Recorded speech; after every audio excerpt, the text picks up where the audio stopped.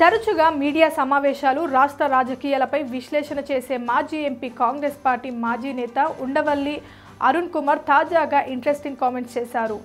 వచ్చే ఎన్నికల్లో టీడీపీ అధినేత చంద్రబాబు విజయం దక్కించుకుంటారని అన్నారు.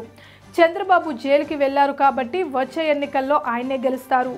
చంద్రబాబు హయాంలో బస్సులు పెట్టి పోలవరం ప్రాజెక్టును చూపిస్తే పోలవరం ప్రాజెక్టును చూడకుండా సీఎం జగన్ పోలీసులను పెట్టాడు అని వ్యాఖ్యానించారు.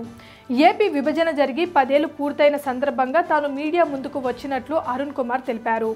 కాంగ్రెస్ బీజేపీ వాళ్ళు 70 మంది మాత్రమే విభజన సమయంలో పార్లమెంట్కు హాజరయ్యారని, ప్రాంతీయ పార్టీలన్నీ వ్యతిరేకించాయని పేర్కొన్నారు. ఏపీ విభజన తప్ప, కరెక్ట్ తీర్పు చెప్పాలని సుప్రీంకోర్టుని అడుగుతున్నాను. టెర్రరిస్టులు పార్లమెంట్పై దాడి చేసినప్పుడు కూడా ఇలా తలుపులు మూయలేదు. ఏపీ విభజన సమయంలోనే తలుపులు మూసేశారని అన్నారు. ఇది సరైన విధానమేనా అని నిప్పులు చెరిగారు.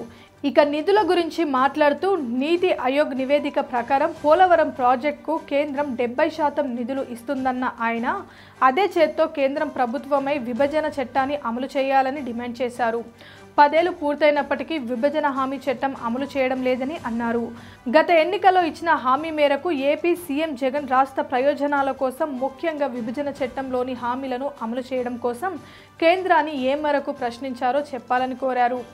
22 మంది లోక్సభ సభ్యులు, 9 మంది రాజ్యసభ సభ్యులు ఈ దేశంలో ఒక పార్టీకి ఉండడం గొప్ప విషయమని, అయినా కూడా ఆయన ఏమి సాధించలేకపోయారని, రేపు ఏం చెప్పుకొని ఓట్లు అడుగుతారని ప్రశ్నించారు. Please subscribe Pragna media. Please like, share, subscribe to Pragna Media. Pragna Media, please do like, share and subscribe. Please subscribe to Pragna Media. Please like, share and comment if you like the video. Pragna Media.